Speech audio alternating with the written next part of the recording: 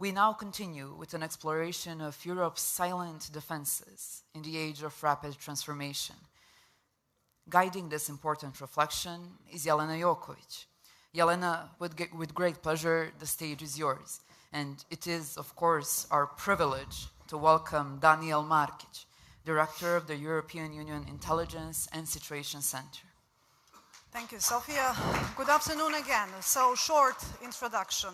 Our next discussant is Mr. Daniel Markic, the Director of the EU Intelligence and Situation Center since 2024, after serving 2 terms as Director of Croatia's Security and Intelligence Agency, with a career spanning from special forces and diplomacy to leading national and European intelligence cooperation.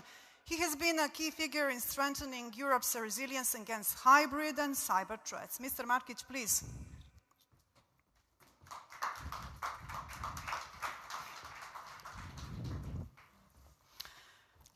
So, at the very beginning, a general question which is very specific at the time being. What do you see as the most immediate security risk for Europe today? Interesting question to start with. And actually, during summer, we had a lot of selection process to get our new officers and management coming from the services, the intelligence security services of EU member states. And that was one of the questions I had to ask to those people, so I could answer clearly with a list. Is it difficult? I'm sorry? Is it difficult? I mean... It's actually, unfortunately, it's not so difficult. Yeah. There is numerous challenges, but I think what is important today, and I've been listening to very interesting discussion this morning, is to mention for now the most acute one, the most important one. It's the Russian aggression in Ukraine, and the follow-up, that means the Russian hybrid actions against Europe, as we have seen these actions building up. Besides all the traditional, I would say, challenges in the Middle East or other places of the world, and different challenges like terrorism, which are still ongoing, I think it's the main one. And you know, since the EU is a global actor, meaning that it's present all around the world, so it has to tackle all the security challenge globally, and even most importantly, internally to protect the EU and the European continent as a whole, the list is quite long. So how well is EU prepared? Well, I think the EU is well prepared, but it's never enough. We need to do more. So which might not be very logical, you know, in the EU mindset. You know, in Brussels you have 2 big entities, NATO and EU. NATO is the traditional political military alliance tackling security. EU used to be traditionally a political economical alliance. So EU slowly started to understand that he had something to do on the security part, and he started already before the aggression. For example, with the strategic compass.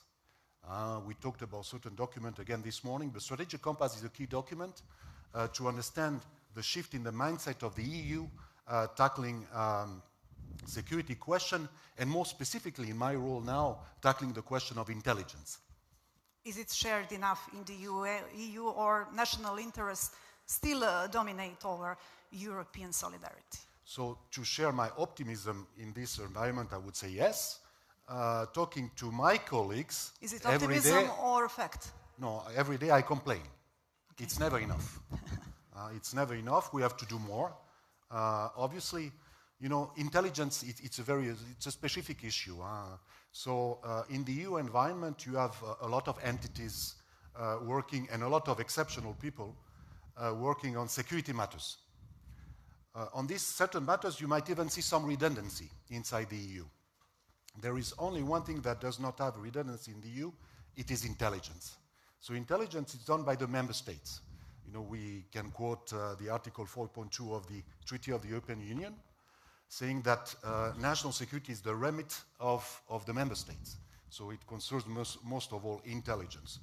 So we don't do operation at the INTCEN or at the EU MSINS, which is the military intelligence in the EU. We work closely under the same roof, the single intelligence analysis capacity of the EU.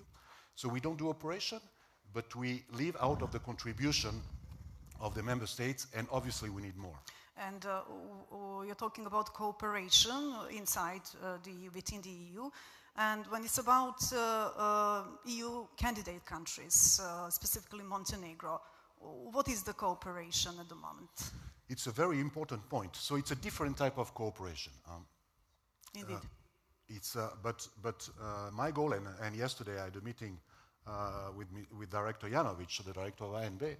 I think it's very important for all the services of the countries that wish to join the EU to have a good cooperation with the EU and the INTCEN, and to share as much as possible.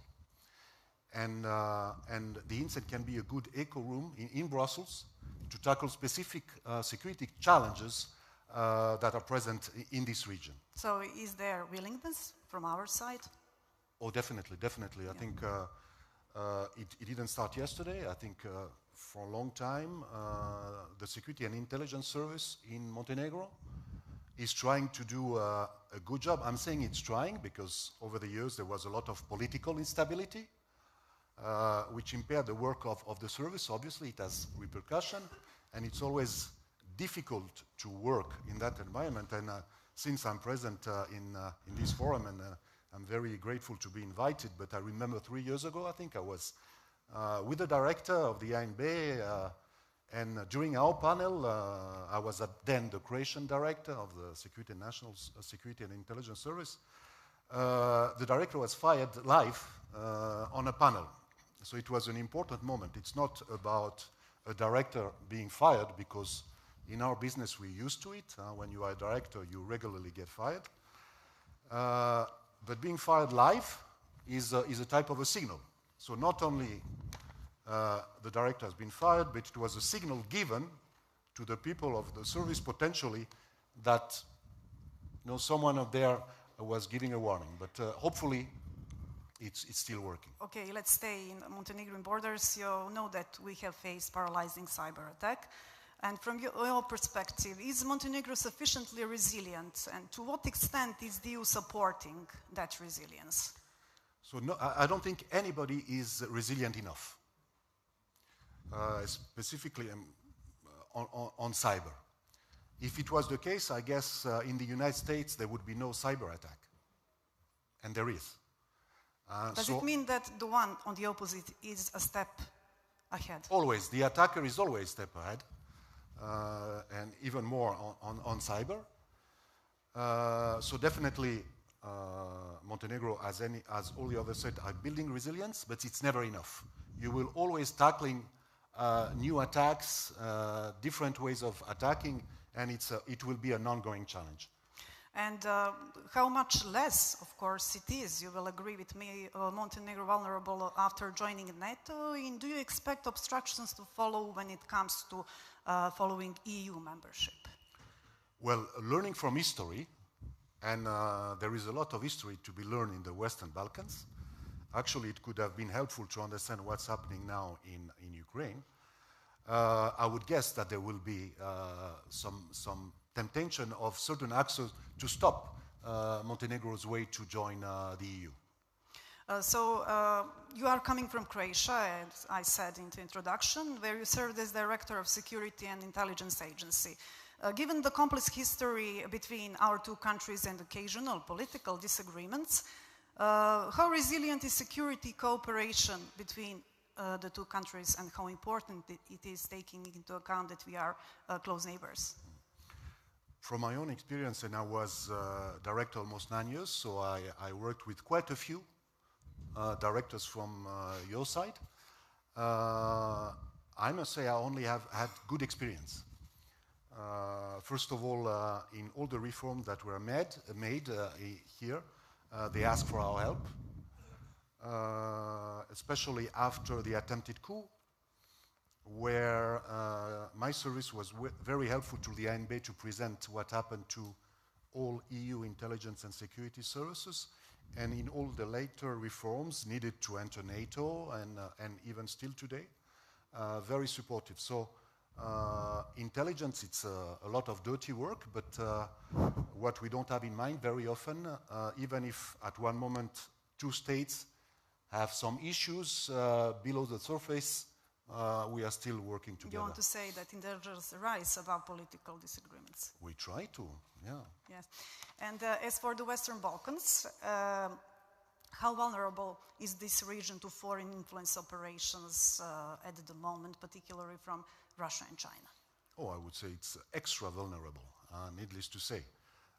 Again, I mentioned earlier history, the fact that sometimes you wonder when you listen at the public debate if the year is it 1990 or 2025.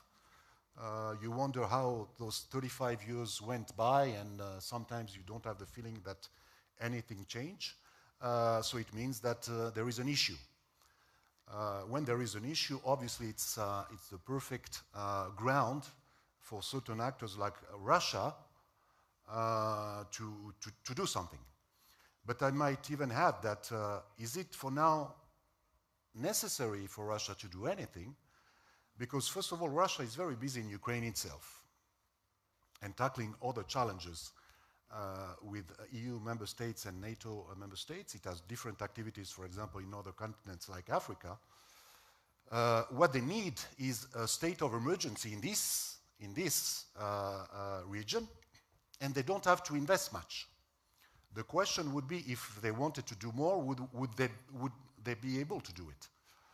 But for now, I might even say that somebody else is doing the job for them, creating that uncertainty in the region. Do you think that the special field, let's say, for Russia or other actors to have influence in this region is because we are still not EU members? And would it reduce when we do become, as for your opinion? When you look at the way now the hybrid actions of Russia are going in Europe, it would be a good question. Mm-hmm. But definitely, it's better to be in the club than outside of the club. So belonging to a community of now 27, then 28, can only be an advantage for Montenegro and its people. It's absolutely no question. One of the stability matters, of course. Exactly. And we have seen reports of recently, foreign powers, not only recently, but in the past as well, recruiting or training individuals from the Balkans and elsewhere, elections in Moldova, for political influence or even military activities, paramilitary. How real is this threat, and how familiar are you with this to prevent such things? So I would say we are very aware of the threats and of all the elements. So obviously, and coming from the EU side, you have, I would say, the political point of view and optimistic messages being given to the region to motivate those countries and their population to still continue doing their best to join the club. But it doesn't mean that we are not aware of what's going on. Especially the communities of intelligence and security services of the EU. We are all following what's going on, and it's not only that, there is a lot of element. And obviously, and we heard that earlier, Serbia has a key role in this. Mr. President earlier talked about the chapters that Montenegro had opened, the 33, 7 temporarily closed, maybe 6 more before the end of the year, and maybe all the rest by the end of next year. So one of the things you have to do when you want to join the club is to align yourself to the policy of that club. The concept of neutrality and playing with all sides cannot work. So is that you want to say that our democracies are still too vulnerable?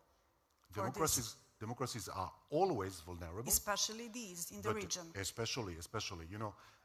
When I talked about the history of this region and the fact that it might have helped to understand even earlier what happened then in February 2022 and the brutal aggression of Russia on Ukraine, you have certain concepts as Ruski Mir. It maybe took times in Europe to understand that concept. You have similar regional concept like Srpski Svet. It's not a peaceful concept. Yeah. And those concepts, especially in Montenegro, are not necessarily giving the good message for the population.